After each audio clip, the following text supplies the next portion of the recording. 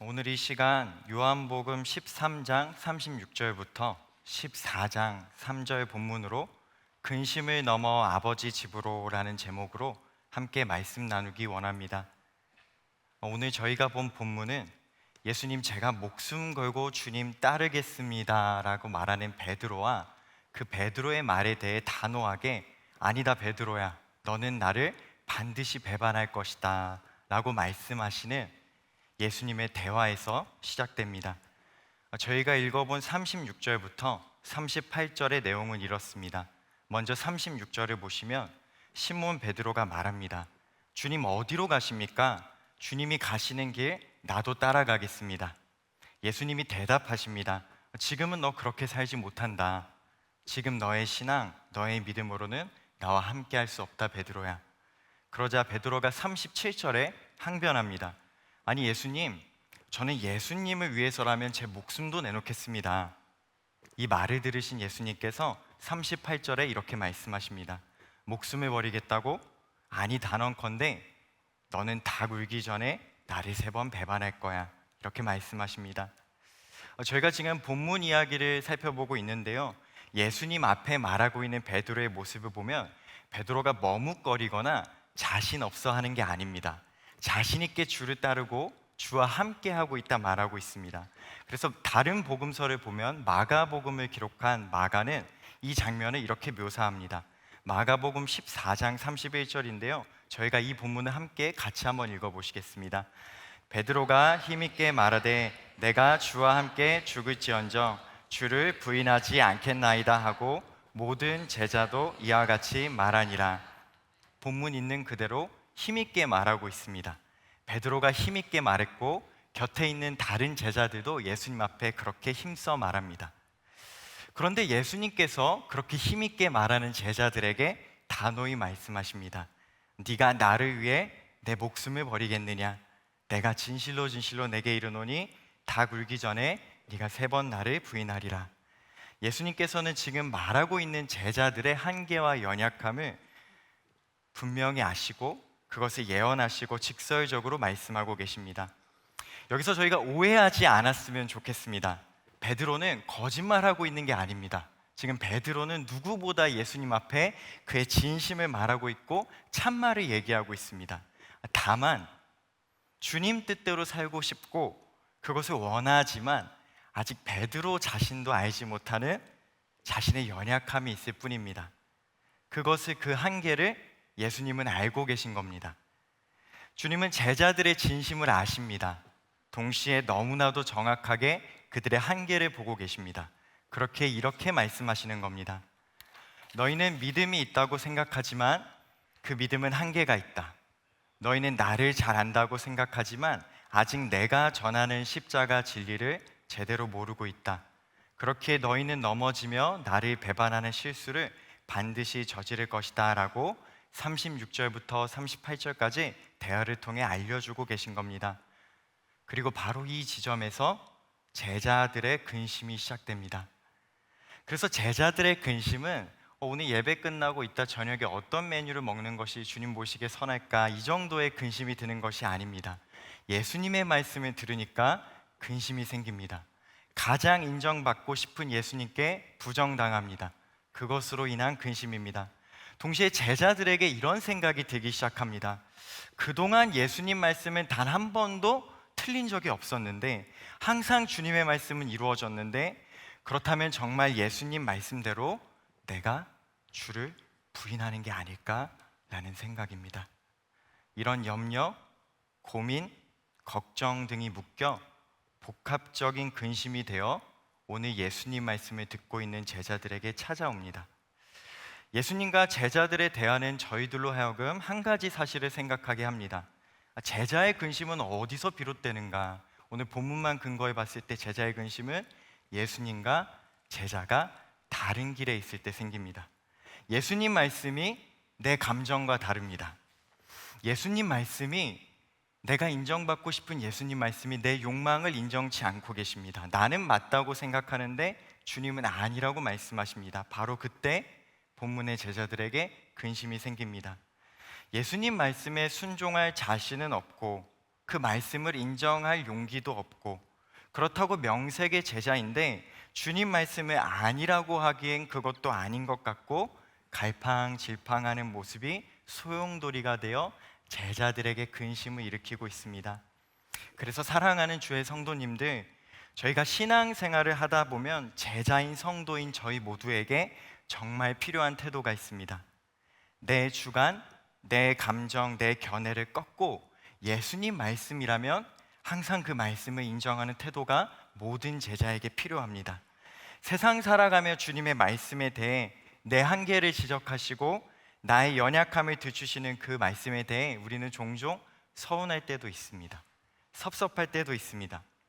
그럼에도 예수님 말씀을 인정해야 합니다. 받아들이기 어려워도 예수님이 이렇게 말씀하시면 회개의 자리를 찾아가려 하고 고백의 자리를 찾아가려는 결단이 필요합니다. 의지적으로 주를 순종하고자 결단한 믿음이 저희들에게 필요합니다. 신앙은 내가 얼마나 잘하는지를 외치는 것이 아닙니다. 신앙은 나는 부족하지만 하나님은 전능하심을, 그분 앞에 솔직히 인정하는 데서 신앙은 시작합니다. 내가 좋아하는 것이, 내가 바라는 것이, 종종 내가 선하게 여기고 추구하는 것이 예수님을 기준으로 보면 좋지 않은 것, 불필요한 것, 선하지 않은 것일 수 있음을 인정할 줄 아는 것이 신앙입니다. 주님은 일관되이 교만한 자를 꺾으시고 겸손한 자에게 은혜를 베푸십니다. 그런 주님이시기 때문에 오늘 본문에서도 제자들에게 단호히 말씀하셨습니다. 베드로에게, 제자들에게 너희는 반드시 나를 부인한다 직설적으로 이야기하신 겁니다. 제자들에게 수치를 주려고 주님이 그렇게 말씀하신 것이 아니고 깨달아 알 수 있도록, 인정하도록 일러주고 계신 겁니다. 그러므로 성숙한 신앙은 항상 예수님 앞에 우리의 한계를 겸허히 인정하는 태도를 요청합니다. 이렇게 주님께 고백하는 겁니다. 주님, 저는 한계가 있습니다. 저는 고집을 내세우면서도 그것이 고집인지조차 모를 때도 있습니다. 그러나 전능하신 주님께서 나를 긍휼히 여겨주시길 원합니다. 주님의 길로 인도하여 주시길 원합니다. 저는 주님께 속한 주님의 것입니다. 바라기는 이런 고백이 성숙한 신자의 자세이기 때문에 저희 모두가 이런 고백과 마음을 주님께 날마다 드리는 신자 되기 원합니다. 그러나 아쉽게도, 정말 아쉽게도 본문의 제자들은 오늘 그런 모습을 보이지 못합니다. 도리어 주님께 되묻습니다. 자신이 옳다 외칩니다. 제자라 말하면서도 주님의 뜻과 다를 수 있음을 저희가 보게 됩니다. 주님을 따른다 제자가 오해할 수 있음을 보게 되면서 지금은 제자를 기준으로 이 본문의 흐름을 살펴봤다면 이번에는 제자들과 대화하고 계신 우리 예수님을 기준으로 이 말씀의 흐름을 한번 생각했으면 좋겠습니다. 이런 겁니다. 지금 제자들이, 베드로가 예수님 저 진짜 주님 위해 목숨 버릴 겁니다라고 자신 있게 고백하고 있습니다. 그런데 이렇게 고백한 베드로가 한 1, 2년 있다가 한 3년 지난 다음에 예수님을 배반하는 게 아닙니다. 지금이 목요일 밤이라면 이렇게 주님 앞에 장담한 제자들은 금요일 새벽에 예수님 배반합니다. 그러니까 조금 극단적인 시간으로 비유해서 말씀드리면 저희가 지금 6부 예배를 뜨겁게 하나님을 사랑했는데 7부 예배가 시작하자마자 예수님 안 믿겠다고 돌아서는 겁니다. 자, 이런 상황의 제자들을 주님이 알고 계십니다. 그 제자들의 결과를 주님이 보고 계십니다. 그 제자들 앞에서 명령을 하시는 예수님이라면, 만약에 우리 성도님들이 그런 예수님이라면 어떻게 명령하고 싶으십니까? 저라면 솔직하게 이렇게 말하고 싶습니다. 배반자여 근심하라, 화로다 너여 망하게 되었도다 라고 말하는 게 제가 생각하기에는 솔직히 속이 시원할 것 같습니다. 몇 시간 뒤 나를 배반할 것이면서 얼굴 표정 하나 바뀌지 않고 장담하는 너희 제자들아 미리 회개해라, 그렇지 않으면 내가 다시 와서 반드시 심판할 거야 라고 말하는 게 감정적인 것은 물론 논리적으로도 더 적절한 대응처럼 여겨집니다. 그런데 예수님께서는 그렇게 말씀하지 않고 계십니다. 자기를 곧 있으면 배반할 제자들에게 예수님은 14장 1절의 말씀을 하고 계시는데요, 저희 이 말씀은 함께 같이 읽어보시겠습니다. 너희는 마음에 근심하지 말라. 배반할 것 다 아시는데 주님이 말씀하십니다. 나를 배반할 너희는 마음에 근심하지 말라. 그래서 예수님을 사랑하는 입장에서 그리고 제자들의 배신과 도망침을 아는 성경 독자의 입장에서 이런 예수님 말씀은 고구마 100개를 삼키는 듯한 답답함을 줍니다.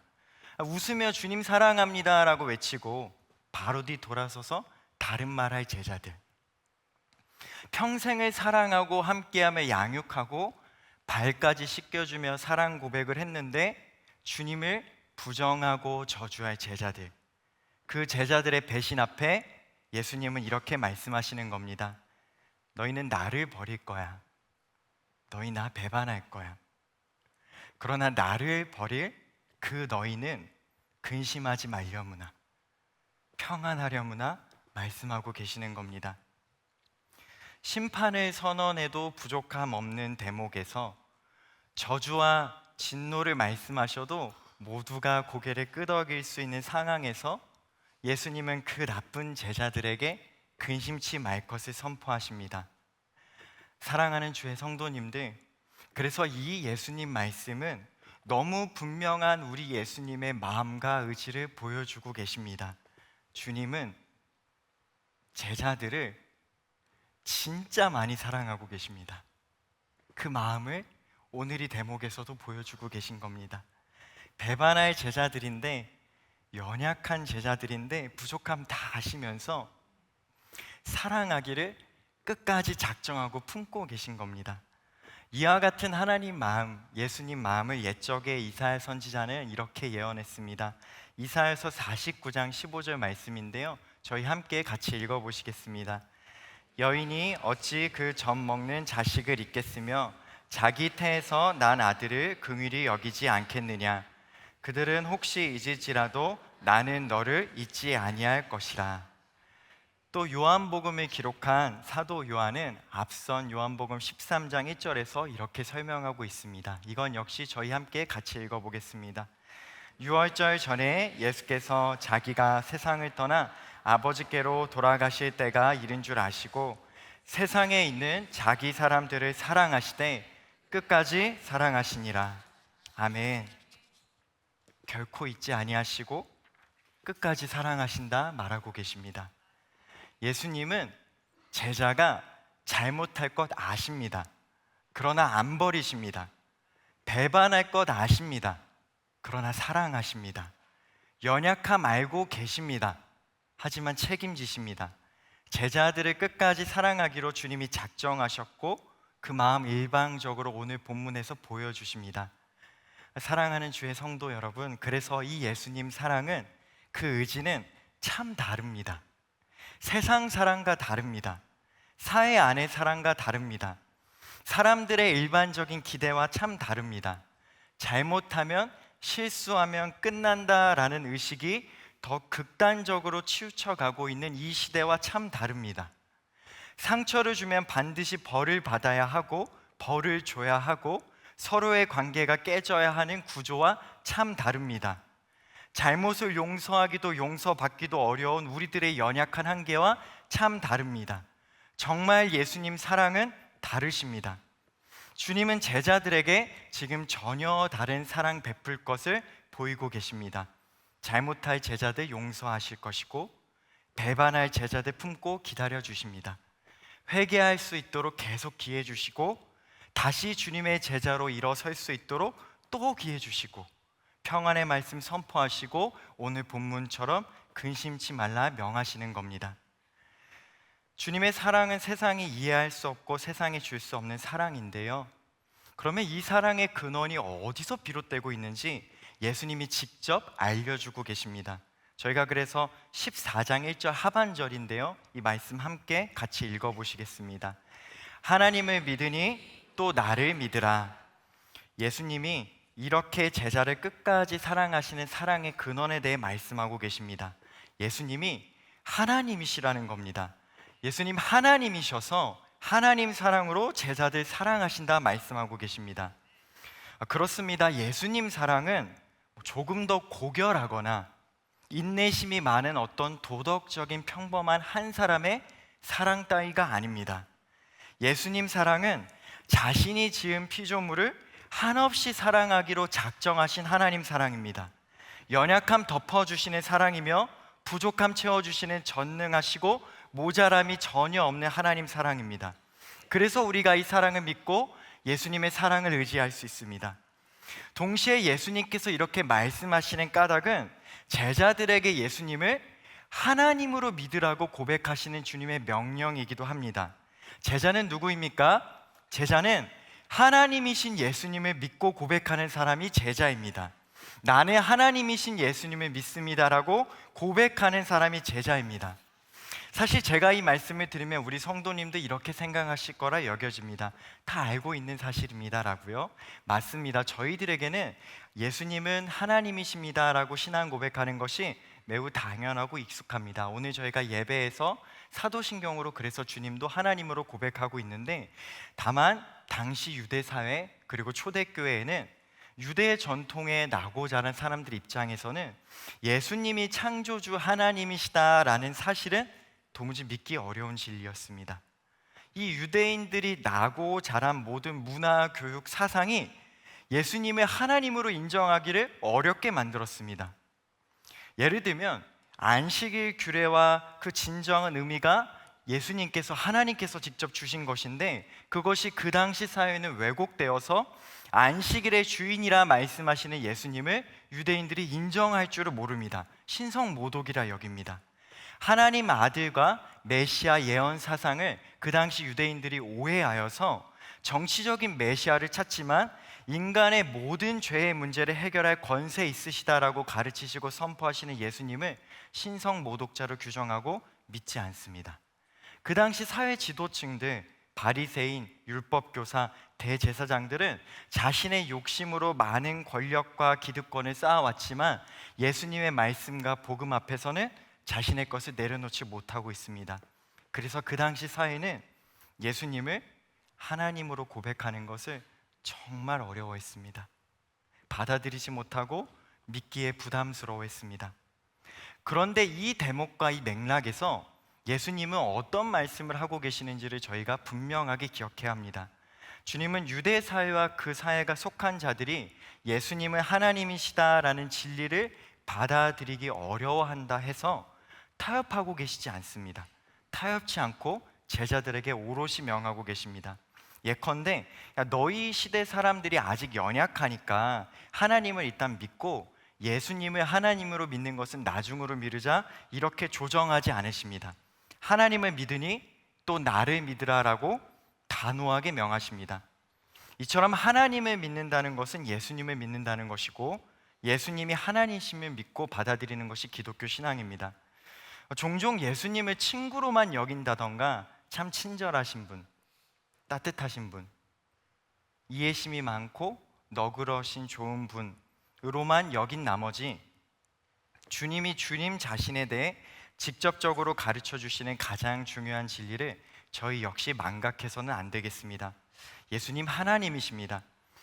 저희가 의문이 들 수 있습니다. 왜 이토록 주께서 그분 자신의 하나님이라 강조하시는가? 그것은 이 때문입니다. 이 진리로 말미암아서만 제자들의 연약함과 허물이 용서받을 수 있기 때문입니다.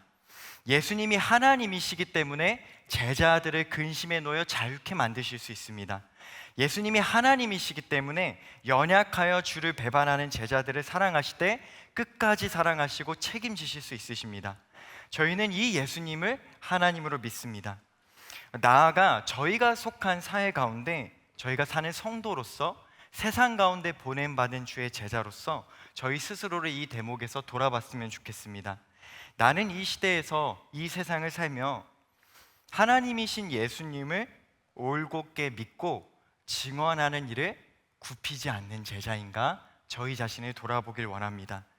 세상 사람들이 받아들이기 어려워해도 성경 말씀이 옳습니다. 사람들이 아무리 아니라 말해도 하나님 말씀이 옳다 하시면 그것은 옳은 겁니다. 반대로 사람들이 아무리 옳다 하여도 예수님이 아니라 하시면 그것은 아닌 겁니다. 항상 기도하며 깨어 있으라, 하나님이신 예수님이 하신 말씀입니다. 그러므로 성도는 기도의 자리를 사모하고 깨어 있어야 합니다. 천지는 없어지겠으나 내 말은 없어지지 아니하리라, 하나님이신 예수님이 하신 말씀입니다. 보물은 땅에 쌓아두지 말고 하늘에 쌓아두라, 하나님이신 예수님이 하신 말씀입니다.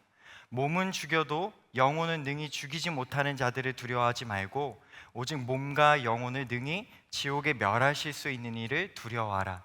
하나님이신 예수님이 하신 말씀입니다. 이와 같은 주님의 모든 말씀은 저희를 말씀을 읽을 때마다 들을 때마다 항상 하나님 말씀으로 붙잡고 순종해야 합니다. 예수님에 관한 진리를 감추거나 축소시키려는 모습이 저희 안에 있어서는 안 되겠습니다. 제대로 가르치길 원하며 이어지는 다음 세대 가운데도 저희가 보냄받은 시대와 사회 속에서도 있는 그대로 예수님 말씀을 가감없이 전하는 일에 쓰임받는 저희 오륜교회 성도들 되길 원합니다. 저는 지금 예수님이 하나님이시기 때문에 하나님의 사랑으로 제자의 연약함을 아시고 끝까지 사랑하신다 말씀드렸습니다. 아울러 예수님이 하나님이시기 때문에 저희 역시 예수님 말씀을 진리로 붙잡아야 한다 말씀드리고 있습니다. 이어서 저희가 본문을 보시면 주님은 제자들에게 근심 대신에 주님 자신을 하나님으로 믿을 것을 말씀하신 이후에 더 굳건한 소망을 선포하고 계십니다.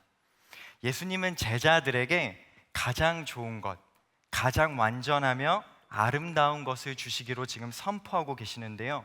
그래서 이 장면은 참 아이러니합니다. 제자들은 인생 최악의 흑역사를 예수님 앞에 보일 것인데 그 대목에서 예수님은 제자들에게 가장 찬란한 소망과 진리를 말씀하고 계십니다. 저희 2절과 3절을 이어서 보실 건데요. 요한복음 14장 2절과 3절 한번 읽어보시겠습니다. 내 아버지 집에 거할 곳이 많도다. 그렇지 않으면 너희에게 일렀으리라.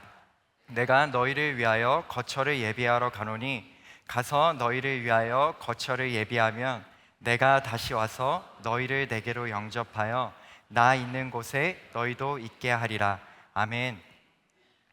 본문 2절에서 예수님이 언급하고 계시는 아버지 집은 요한복음 안에서 성전으로 표현되기도 하고 천국을 의미하기도 합니다. 둘 다 맞는데요. 다만 오늘 본문의 맥락에서 저는 이 아버지 집을 천국으로 말씀드리려 합니다. 왜냐하면 제자들의 연약함에도 불구하고 끝까지 사랑하시는 하나님이신 예수님께서 제자들을 위해 궁극적으로 예비하시고 인도하실 자리는 아버지 집 천국이기 때문입니다. 사랑하는 주의 성도님들, 이 대목에서 저희가 한 가지 좀 상상을 좀 했으면 좋겠습니다. 현실적인 부분에 대한 검토입니다. 자, 현실에서 주님이 지금 이 말씀을 하고 계신 겁니다. 천국 소망을 말씀하시는 이 주님의 말씀과 현실에서 근심하는 이 제자의 대치 상황을 보면 조금 묘한 인상을 받습니다. 다음과 같은 지점 때문입니다. 제가 비유를 몇 개 가지고 왔습니다. 자녀가 배가 고픕니다. 부모님은 무엇을 줘야 하죠? 밥을 줘야 합니다. 먹을 걸 줘야 합니다. 가족이 형제 자매가 배가 아파요. 많이 아파요. 그러면 무엇을 줘야 합니까?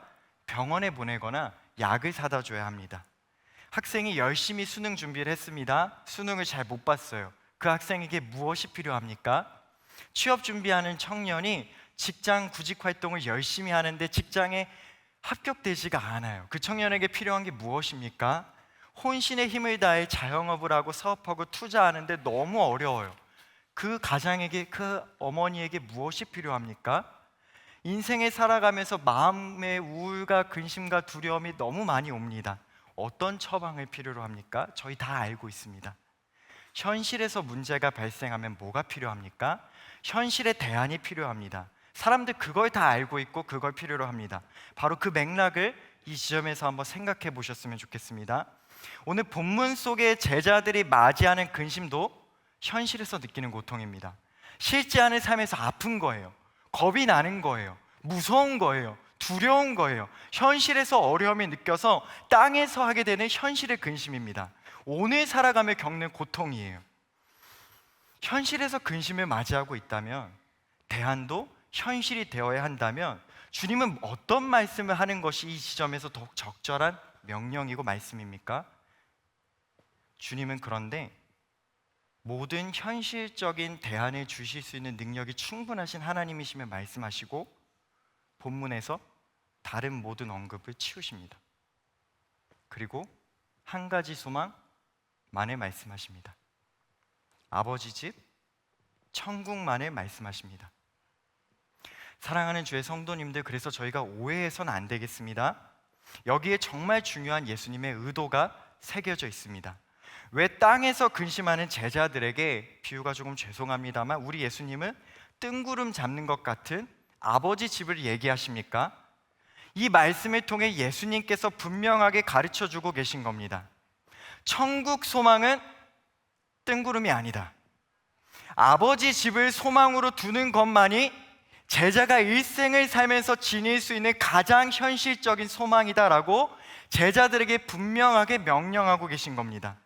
아버지 집 천국을 예수님께서는 정말 실제로 현실적인 소망으로 가장 확실히 바라보고 계시기 때문에 말씀하고 계십니다. 모든 삶의 가장 확실한 소망은 아버지 집이라 얘기하고 계신 겁니다. 살아있는 자나 죽은 자나 건강한 자나 병든 자나 부유한 자나 가난한 자나 과거에 속한 자나 미래에 속한 자나 현재를 살아가고 있는 모든 자에게 확실한 소망은 아버지 집 천국이라고 예수님께서 제자들에게 가르쳐주고 계신 겁니다. 저희가 이미 앞선 본문에서 제자들의 생각과 예수님의 생각이 참 다를 때 제자들은 자신의 의지와 감정이 분명히 맞다라고 확신하여 예수님께 주님을 버리지 않겠다 얘기했지만 2시간 뒤에 예수님 배반할 제자들, 그리고 예수님이 그걸 알고 계시다라는 대목을 이미 살펴봤습니다. 마찬가지입니다. 결국 예수님 말씀이 옳다면 우리가 현실을 바라보고 적용하는 것과 주님이 현실을 꿰뚫어 보시고 말씀하는 것 사이에 제자가 확신을 가져야 되는 것은 예수님 말씀입니다. 우리가 현실을 두고 소망하는 소망보다 현실에서 예수님이 가르쳐 주시는 소망이 더 옳고 확실한 현실의 소망입니다. 그래서 저희 역시 제자이기 때문에 같은 믿음을 품고 주님께 나아가야 합니다. 주님이 말씀하고 계신 아버지 집이 제자의 인생에 있어서 가장 확실한 현실이요 소망입니다. 사도 요한은 그래서 이후에 주님이 보시는 환상의 계시 속에 이 천국을 다음과 같이 확실히 증언합니다. 요한계시록 21장 3절 하반절부터 4절 말씀인데요, 저희 말씀을 눈으로 보시면서 함께 같이 읽어보셨으면 좋겠습니다. 저희 3절 하반절부터 같이 읽어보시겠습니다. 하나님이 그들과 함께 계시리니 그들은 하나님의 백성이 되고 하나님은 친히 그들과 함께 계셔서 모든 눈물을 그 눈에서 닦아주시니 다시는 사망이 없고 애통하는 것이나 곡하는 것이나 아픈 것이 다시 있지 아니하리니 처음 것들이 다 지나갔음이러라. 아멘. 아버지 집 천국에서 예수님은 성도의 모든 눈물을 닦아주십니다. 우리는 반드시 인생을 살면 사랑하는 이와 이별해야 되는 순간을 반드시 마주합니다. 그런데 아버지 집에서는 사랑하는 이와 이별해야 한다는 죽음이 다시 없다 예수님이 말씀하십니다. 살아가면 가슴 끓도록 원통한 일이 생깁니다. 서글픈 것, 지독한 것, 고통과 아픔이 신자의 삶에도 반드시 있습니다. 예수님이 말씀하십니다. 아버지 집에 그 아픔 다시 없다 말씀하십니다. 무엇보다 하나님이 날마다 항상 친히 함께 하신다 이야기하고 계십니다. 이것을 주시려고 하나님이신 예수님께서 제자들을 위해 거처로 예비하러 가시는 겁니다. 사랑하는 주의 성도님들, 그래서 저희가 주님의 십자가 복음을 오해해서는 안 됩니다. 진실로 예수님은 고3 수험생 학생의 진로 고민 없는 삶을 위해 골고다 언덕을 오르신 것이 아니십니다. 진실로 예수님은 나와 우리 가정에 아무런 걱정 없고 안락한 평온한 일상을 위해 잘 풀리는 매일을 위해 가시 면류관을 쓰신 것이 아니십니다. 진실로 예수님은 아무런 걱정 없는 나의 여가 생활이 평생 보장된 노후를 위해 십자가 지지 않으셨습니다. 그렇다면 주님은 왜 십자가를 지셨냐면 우리가 죄 가지고는 갈 수 없는 그 아버지 집, 그 집에 우리와 영원히 함께 살고 싶으셔서 십자가 지셨습니다. 사람이 책임져야 했던, 그러나 결코 감당할 수 없어 영원히 불행해야 하는 저주와 심판 형벌로부터 제자들 평안케 해주시려고 가시면류관 쓰신 겁니다. 주홍같이 시뻘건 붉은 죄, 얼룩진 우리를 흰눈처럼 양털처럼 깨끗게 하시려고 자기 몸 찢어 십자가에 내어주신 겁니다.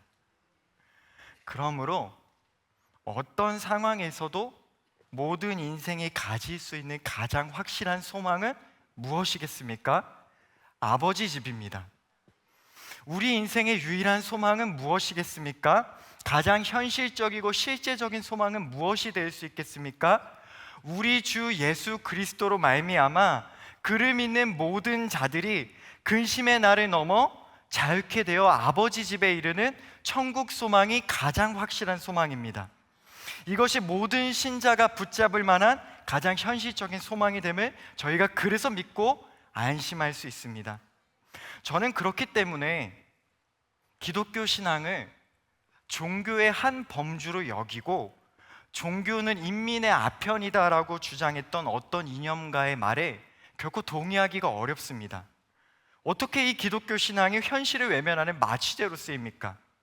사람에게 반드시 찾아오는 실존하는 죽음과 고통과 눈물을 씻어주시려고 하나님이 친히 사람의 몸을 입고 십자가에서 자신의 죽기까지 내어주신 이 사랑이 어떻게 현실을 회피하게 만들고 외면하게 만드는 복음이겠습니까?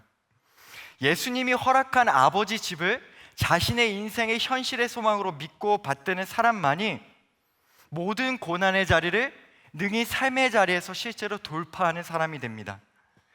단순히 일시적으로 고통을 마비시키는 신앙이 아니라 오늘의 자리에서도 내일의 영역에서도 무수히 많은 사망 권세, 근심 걱정, 마귀의 불화설을 능히 뚫고 믿음의 방패로 이겨나갈 수 있는 신자는 아버지 집에 거한다라는 소망을 매일의 삶에서 확신 가운데 살아가는 신자입니다.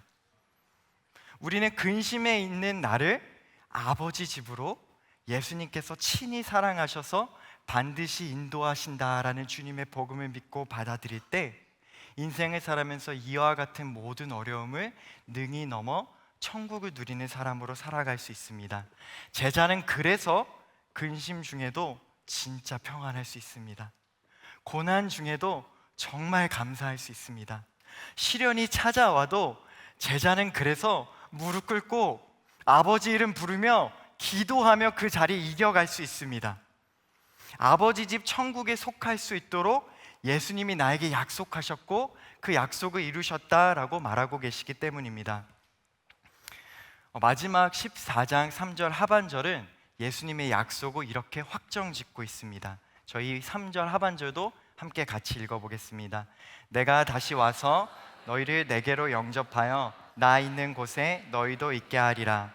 이 말씀은 1차적으로 예수님께서 제자들에게 약속하신 겁니다. 야, 내가 너네들한테 꼭 돌아올게. 예수님이 십자가에 죽으시고 부활하신 다음에 제자들에게 다시 찾아오셔서 이 말씀에 1차적으로 응했습니다.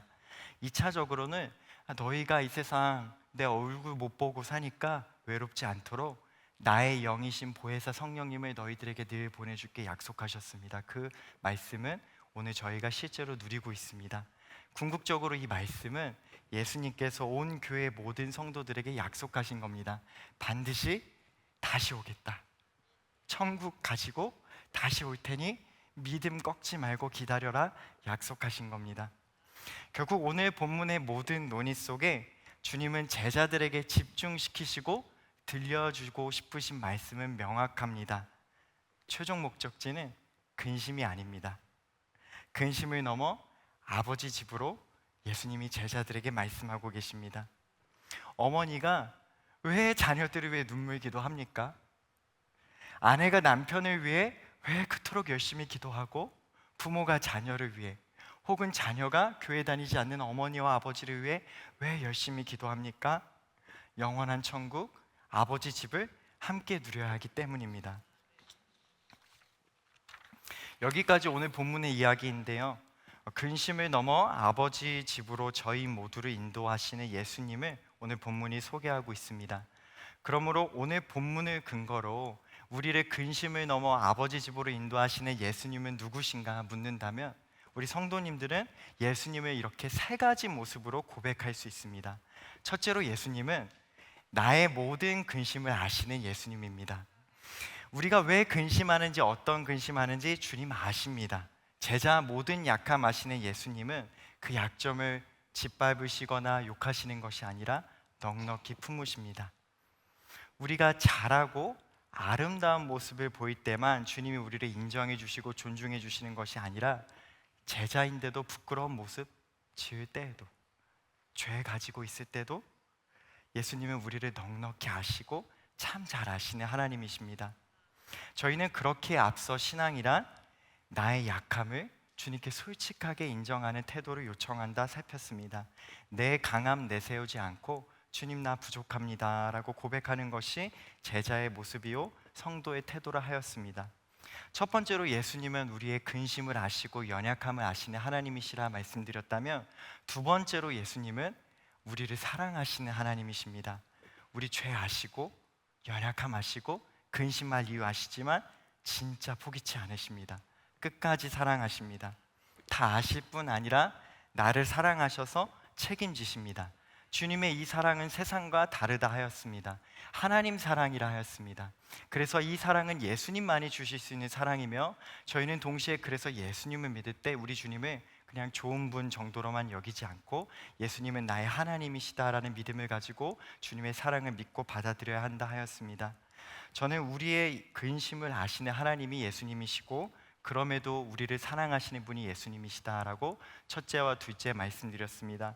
셋째로, 예수님은 누구시냐면 우리에게 천국 소망 아버지 집을 주시는 분이십니다. 예수님은 현실에서 근심과 고통, 고난에 있는 제자들에게 현실의 대안을 말씀해 주셔야 하는 맥락에서 천국 소망 아버지 집을 현실의 소망으로 말씀해 주셨습니다. 그래서 저희는 이 말씀을 통해 성도가 오늘을 살아가며 붙잡을 수 있는 현실적인 소망, 그러나 궁극적인 소망은 아버지 집 천국임을 다시 배우게 됩니다. 사람은 땅을 딛고 살아도 하나님의 입에서 나오는 말씀을 먹고 살아야 되듯이, 땅의 고난과 염려와 갈등이 늘 우리 삶에 있어도 제자인 성도는 아버지 집 천국 소망을 붙잡고 살아야 합니다. 이 천국은 하나님이 우리 눈물 닦아주시는 곳, 다시는 사망이 없어서 이별하지 않아도 되는 곳, 애통이 없으며 아픈 것 없이 하나님이 나를 꼭 안아주시는 곳이라 하였습니다. 우리 예수님께서 이 아버지 집 제자들에게 꼭 쥐어주시려고 십자가 오르고 계시고 십자가 달리시고 부활하십니다. 저희가 그것을 믿습니다. 말씀 맺겠습니다. 오늘 근심에 놓인 제자들에게 하나님 말씀은 근심을 넘어 아버지 집으로 향하여 사는 소망을 일깨워주고 계십니다. 이 소망이 가능함은 우리 예수님이 책임지고 이루시기 때문입니다. 제자들을 끝까지 사랑하셔서 이루시는 소망이기 때문입니다. 예수님은 제자들의 약함을 아시면서도 끝까지 사랑하는 분이십니다.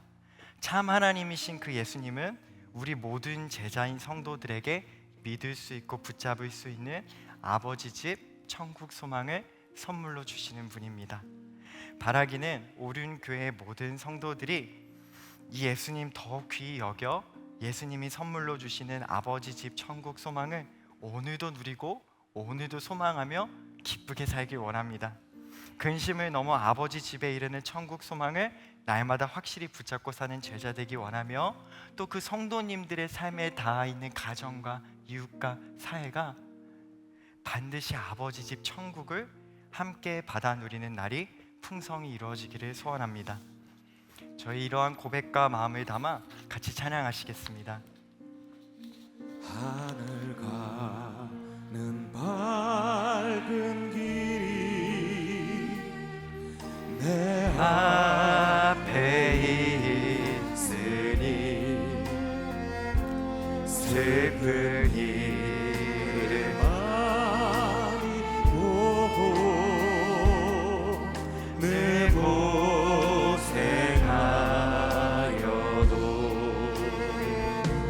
하늘 영광 밝음이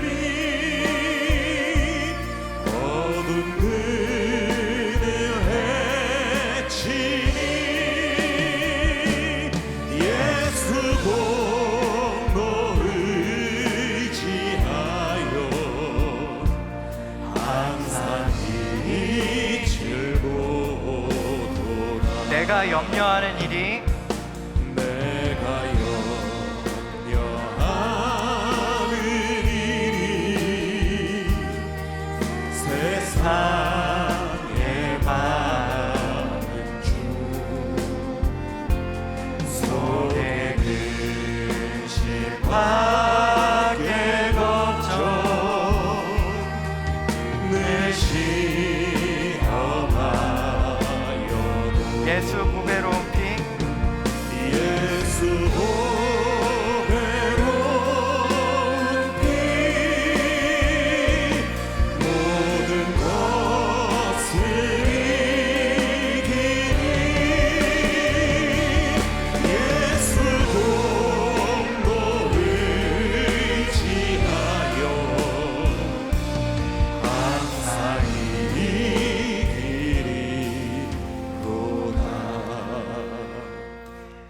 저희 시간 주께서 저희들에게 분명하게 주신 말씀 붙잡고 세 가지 기도 제목 가지고 잠깐 기도했으면 좋겠습니다.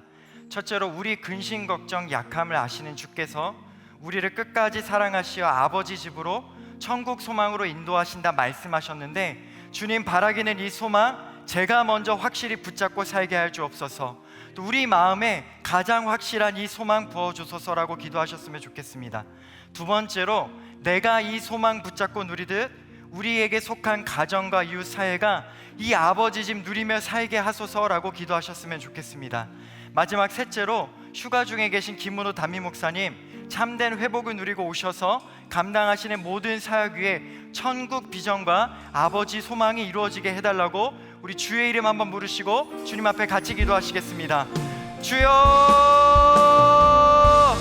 살아계신 아버지 하나님, 우리에게 주시는 유일한 소망이 천국 소망이요 또 아버지 집이면 이 말씀 속에 다시 한번 깨닫습니다.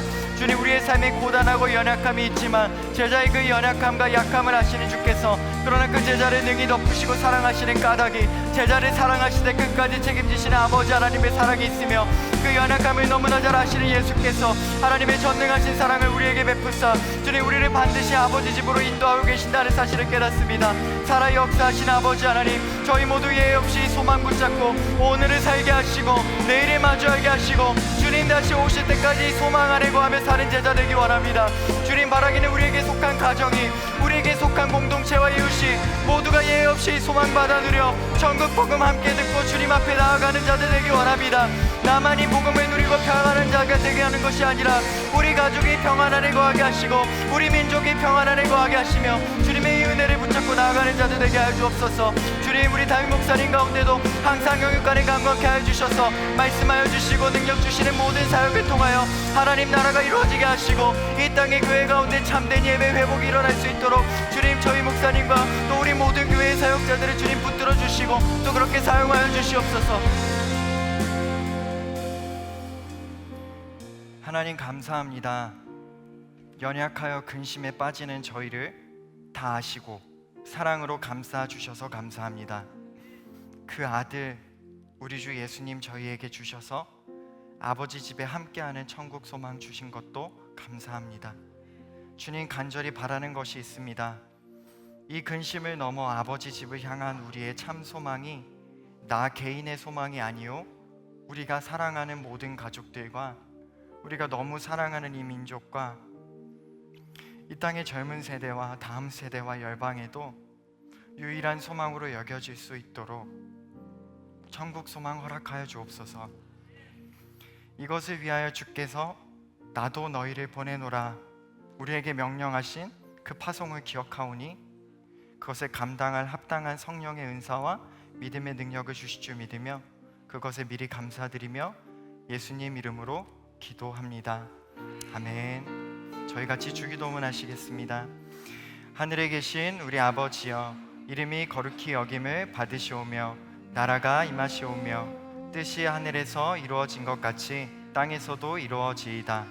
오늘 우리에게 일용할 양식을 주시옵고 우리가 우리에게 죄 지은 자를 사하여 준 것 같이 우리 죄를 사하여 주시옵고 우리를 시험에 들게 하지 마시옵고 다만 악에서 구하시옵소서.